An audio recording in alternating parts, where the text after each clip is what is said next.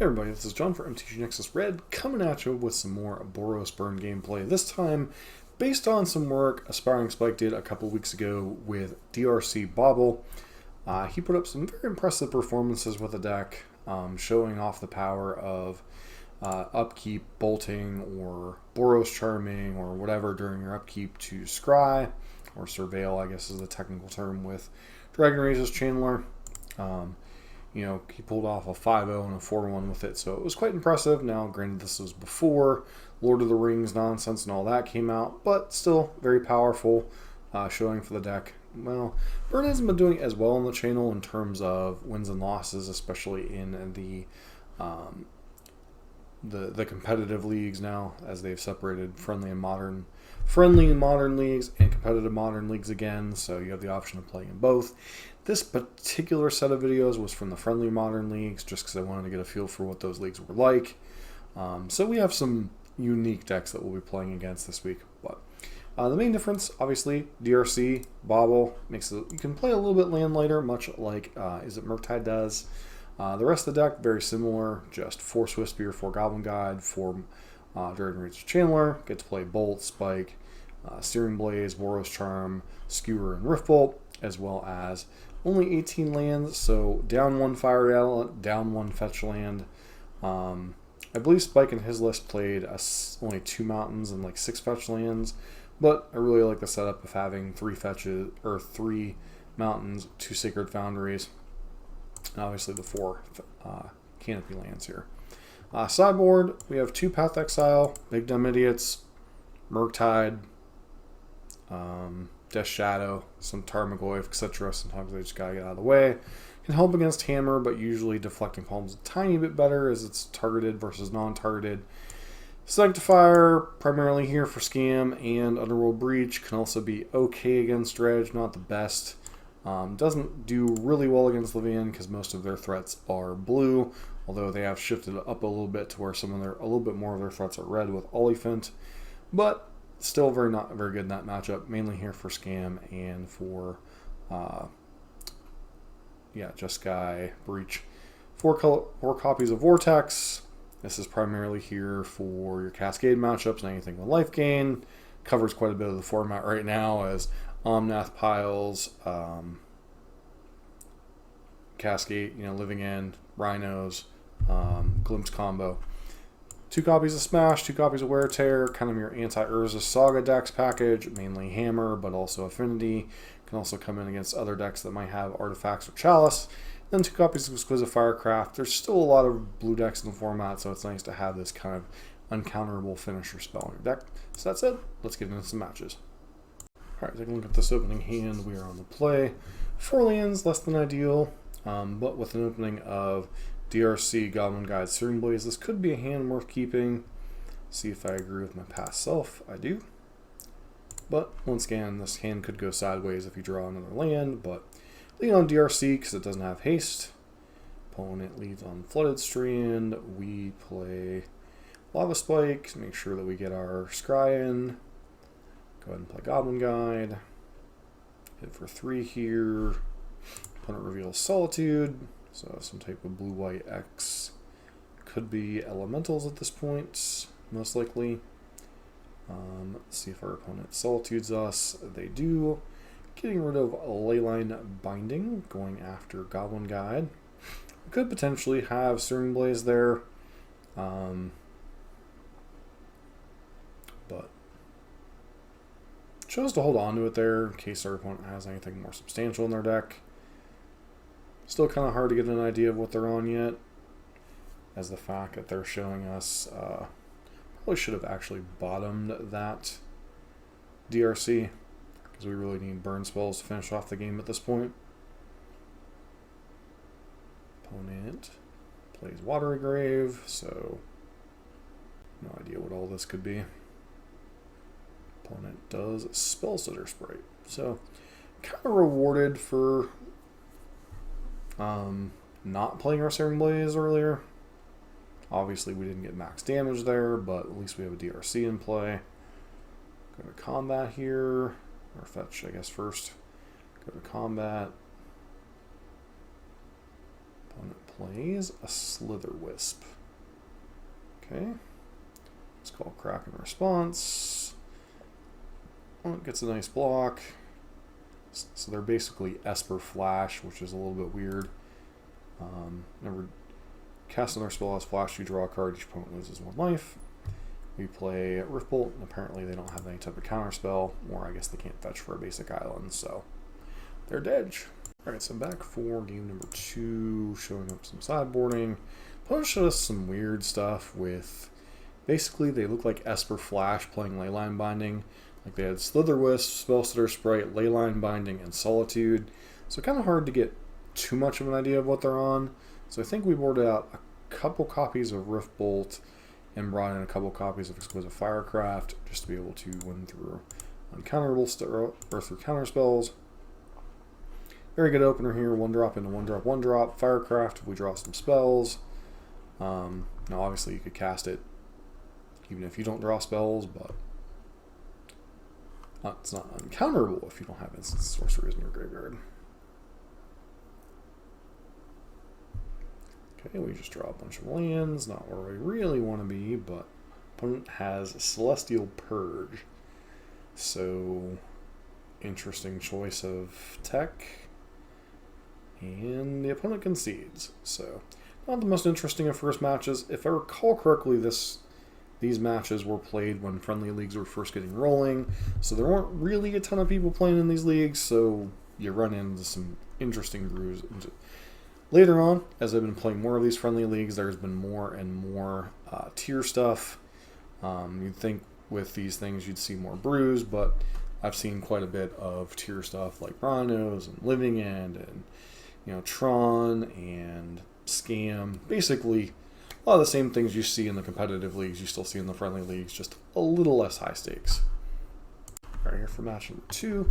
Seems a little bit risky with the 1-land Dragon Rage's Chandler, but I do think the upside on this one is high enough, especially with all the bolts, to risk it. So I think I'm going to end up keeping this hand. And we do. Opponent leads on a mulligan to 6, plays basic Hallowed Fountain Pass. We draw our land, so we're good. Opponent just plays Glacial Fortress, so looks like an older version of blue-white control, maybe. I've been the Searing Blaze. Don't feel like we'll have many targets for that in this matchup. Ban the DRC. Opponent has Counterspell. Okay, so it looks like we're just up against blue-white. Not really playing the Triumph version. It has Lingering Souls, so definitely some old tech here, but ban a land, play that, leverage our Searing Blaze while we can. Opponent blocks. Okay, still looks like basic blue-white here. Other Goblin God, again for 5. Opponent has Creeping Tar Pit, so they do have some amount of black mana in their deck. Gifts Ungiven for Archon of Cruelty and Burial Rites, so we just get to kill them. So our opponent is this weird, almost like the old blue-white gifts Tron, or Esper gifts, basically only in a blue-white control shell, utilizing things like Lingering Souls to buy themselves some time. The problem with these lists is, especially for Burn, is they used to play, a lot of heavy tech in the sideboard, like a one of Timely Reinforcements, one of Blessed Alliance. Now, I haven't played against this style of deck in ages, so it was interesting. The first 2 matches so far in this friendly league, it's like we kind of wound the clock back like 3 or 4 years, but we'll see how the rest of this match goes. Interesting. I'm intrigued with what our opponent's doing here with this. Alright, game 2, take a look at the sideboarding. We boarded out a couple copies of Searing Blaze and the Riftbolts, brought in the Roiling Vortexes and the copies of Exquisite Firecraft. Kind of a weird one here. We could potentially bring in like Sanctifier Invect to try to nullify the Archon game plan, but the problem with that is if they have like Iona or anything like that, then gets considerably worse. This hand's a fairly reasonable opener, other than, you know, obviously Searing Blaze being a little touch and go, but feels like a reasonable enough hand. Serum Visions, that's a card you don't see play anymore. Dragon Rage's Channeler and pass. Opponent has another copy of Serum Visions and a Field of Ruin. We stop during our upkeep, keep that on top. Go ahead and play Goblin Guide.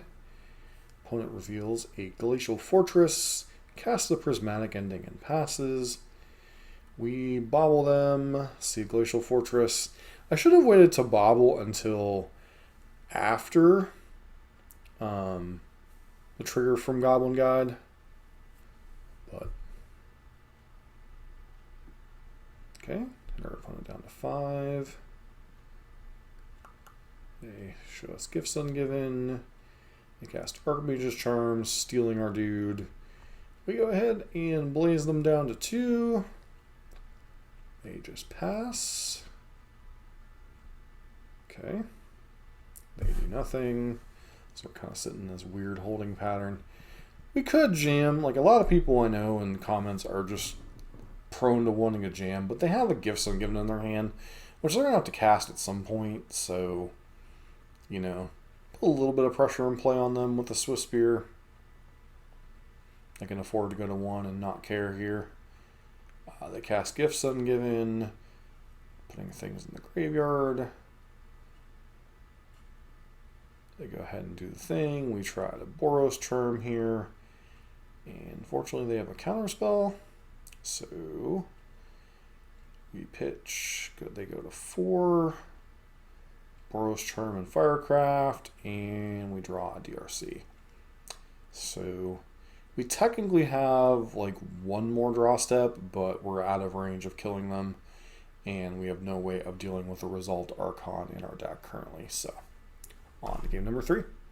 We're back for game number 3. We're on the play this time, which is nice, obviously. It's a pretty interesting hand. 3 DRCs, 2 Roiling Vortex. I do think that's a keep, although it certainly is risky. DRC go. Opponent with a Prismatic Ending. Go ahead and play DRC pass. Opponent with a Celestial Purge. Go ahead and Lava Spike them. Play out a Roiling Vortex and pass. Hit them for...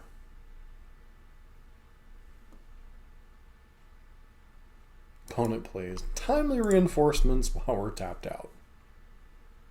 Okay. Go ahead and bolt.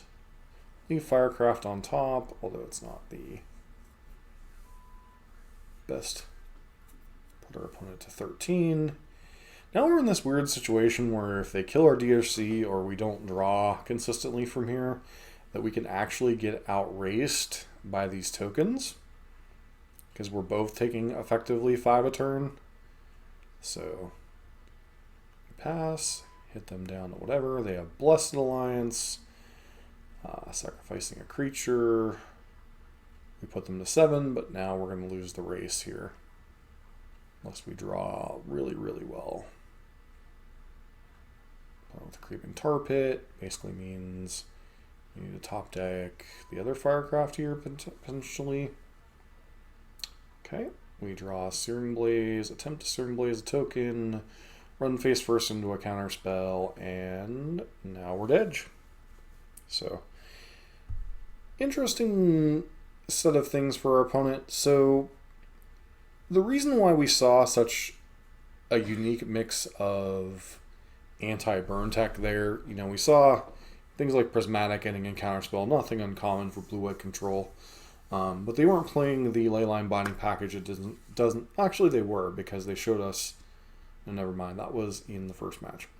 They could have played Leyline Binding in their package, but since they were Gifts Ungiven deck, you see a lot of weird things like probably a 1-0 Blessed Alliance, 1-0 Timely Reinforcements. It's possible there were multiples of those, but you know, the reason why you see cards that maybe not be technically meta anymore was because of that gifts ungiven. You generally want to have like multiple options for whatever you're doing. So multiple options for life gain, multiple options for sweepers, that kind of stuff. So, you know, their deck easily could also have been playing something like Kaya's Guile. So, interesting deck to run into. Unfortunately, a little bit hard to sideboard for all aspects of their game plan when they have both a combo and a control element to their deck. But, you know, it's one of the unique things about these friendly leagues is it has the potential to bring back some archetypes that may not see as play in the competitive leagues because people don't want to risk their brews against, you know, all the tier decks. All right, we're back for our third match. Similar hand to what we had in the first match with 3 spells, 4 lands. Little less inclined to keep this on the draw. That and the fact that we don't have one of these being a canopy land, so I do put it back. I think we keep this hand and put back the Searing Blaze would be my guess. Put back the Scalding, or the... Okay, so... Not entirely sure what we're up against yet. Looks like it now might be Jund's Saga. So, with DRC not leaving on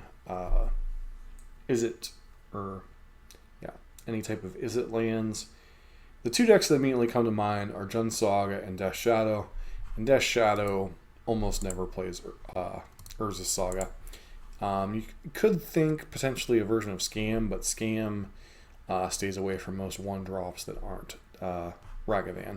So, just lead on both of our DRCs here and pass. Opponent shocks in, plays a Tarmogoyf, an Underworld Cookbook, so they might be an Asmo deck in addition to everything else. Kind of hoping to flip our DRCs here. Not flip them, make them delirious so we could attack, but unfortunately no luck there. Opponent swings in here. We play Bauble, get a bunch of creatures, crack Bauble, make ourselves delirious. Go ahead and hit them for 6. Suspend the Rift Bolt, and unfortunately with this Underworld Cookbook it could be a bit difficult to race them, especially if they just spend their turn making some food. And Pirate's Bomb kills us. So, a little bit of a racing situation. Tarmogoyf was always Jund Midrange's best card against Burn. So, on game number 2, and we'll see how this match goes. So, kind of some light sideboarding here. Looks like I brought in 2 copies of Path, 2 copies of Smash for the 4 copies of Searing Blaze. I don't know in hindsight that that's correct because... not only do they have DRC, but they likely also have Ragavan. So we might have wanted to leave in the 2 Searing Blazes over the 2 Smashes, especially since we're not sure how large our opponent's Urza Saga package is.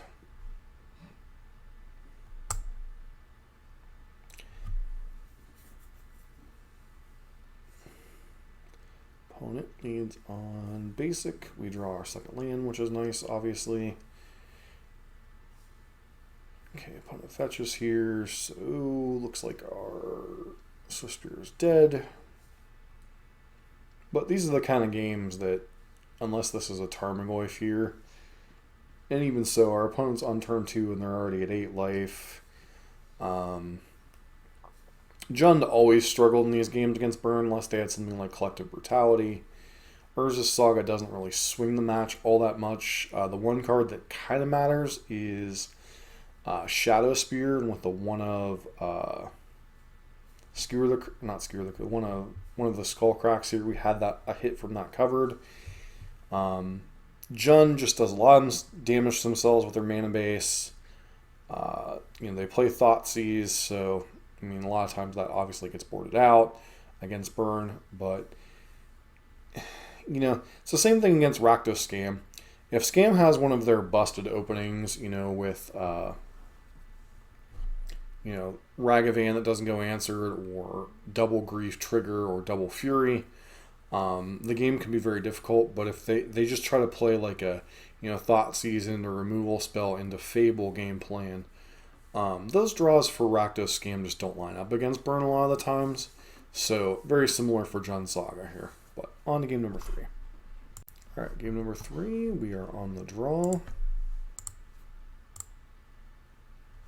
One lander with a path just doesn't seem quite good enough. This hand has plenty of pressure plus a path. Guessing I put back one of the Rift Bolts. Because it's dangerous to not keep Rift Bolt there and leaving this path, but the chances that we're going to see a Tarmogoyf or a Ragavan that we just want to answer. Opponent Inquisitions us, takes our Rift Bolt, does nothing. So they're not really, I mean, they're somewhat at risk of going Delirious here. Looks like they're not. They're just fetching to Thin.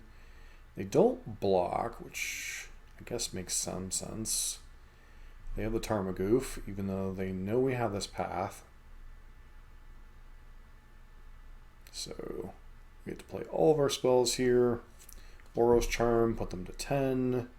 Path to Exile. We do have to get them dead fairly quickly because combination of making constructs and they chose the wrong thing here. They could have Unholy Heated the Goblin God, but like I said, we're kind of in this weird spot where if they just made constructs, we'd be in a lot of trouble. They go to 4. We're at no risk of either dying or them hitting us for lifelink next turn.